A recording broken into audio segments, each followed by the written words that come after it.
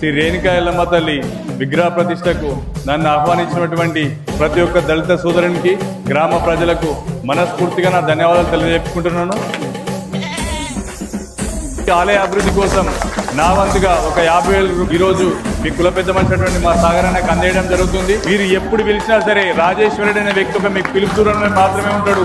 ఏ చిన్న పనికైనా పెద్ద పనికైనా మీ ఇంటి పెద్ద కొడుకులాగా, మీ సోదరులాగా ఎప్పుడు పిలిచినా సరే తప్పక మీకు అందుబాటులో వండుకుంటూ ఇంకొక 30 సంవత్సరాలు మీ మధ్యలోనే ఉంటా అని చెప్పేసి మనస్ఫూర్తిగా మీ అందరికీ తెలియజేసుకుంటూ